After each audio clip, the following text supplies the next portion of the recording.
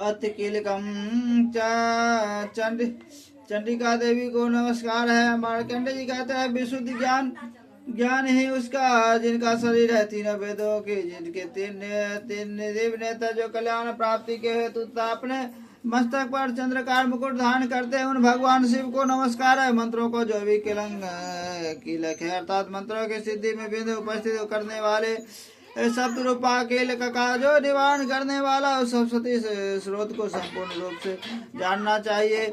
यद्यपि सप्तशती के अतिरिक्त अन्य मंत्रों के जप में भी जो निरंतर लगा रहता है वह भी कल्याण का भागी होता है। उसके उच्चाटन आदि कर्म सिद्ध होते हैं तथा उसे भी समय दुर्लभ वस्तुओं की प्राप्ति हो जाती है। तथापि जो अन्य मंत्रों का जप न करके केवल उस सप्तशती नामक स्रोत से ही देवी की स्तुति करते हैं, उन्हें स्तुति मात्र से ही सच्चिदानंदन स्वरूपिणी देवी सिद्ध हो जाती है।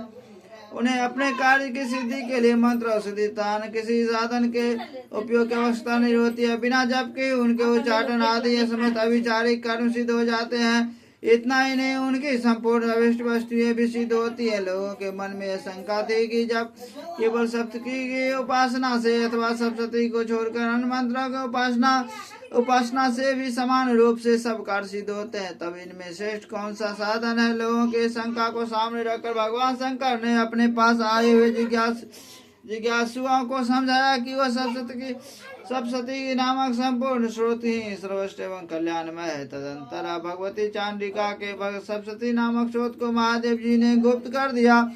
सप्तशती के पाठ से जो पुण्य प्राप्त होता है उसकी कभी समाप्ति नहीं होती, किंतु अन्य मंत्रों के जप जन पुण्य की समाप्ति हो जाती। तब भगवान शिव ने अन्य मंत्रों की अपेक्षा जो सप्तशती की ही श्रेष्ठता ने का निर्णय किया उसे यथार्थ ही जानना चाहिए। अन्य मंत्रों का जप करने वाला पुरुष भी यदि सप्तशती के स्रोत और जप का अनुष्ठान कर ले तो वह भी परिपूर्ण रूप से कल्याण का भागी होता है। इतने में तनिक भी संदेह नहीं है। जो साधक कृष्ण पक्ष की चतुर्थी अष्टमी को एकाड़ित होकर भगवती की सेवा अपना सर्वस्व समर्पित कर देता है और फिर उसे प्रसाद रूप से ग्रहण करता है, उसी पर भगवती प्रसन्न होती है, अंततः उसकी प्रसन्नता नहीं प्राप्त होती है। इस प्रकार सिद्धि के प्रतिबंधक रूप कील के द्वारा महादेवी जी ने इस स्रोत को कीलित कर रखा है।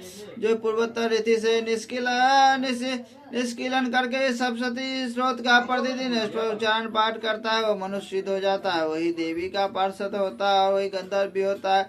स्रोत विचरते रहने पर भी संसार में उसे कहीं भी भय नहीं होती है। वह के बस में नहीं पड़ता कर लेता था। कीलन को जानकर उसकी परिहार करके सप्तशती का पाठ आरंभ करे। जो ऐसा नहीं करता उसका नाश हो जाता है। इसलिए कीलक और निष्कीलन का ज्ञान प्राप्त करने पर ही यह स्रोत निर्दोष होता है और विद्वान पुरुष निर्दोष स्रोत का ही पाठ आरंभ करते हैं। स्त्रियों में जो भी कुछ सौभाग्य आदिष्ट गोचर होता है वह सब देवी के प्रसाद का ही फल है।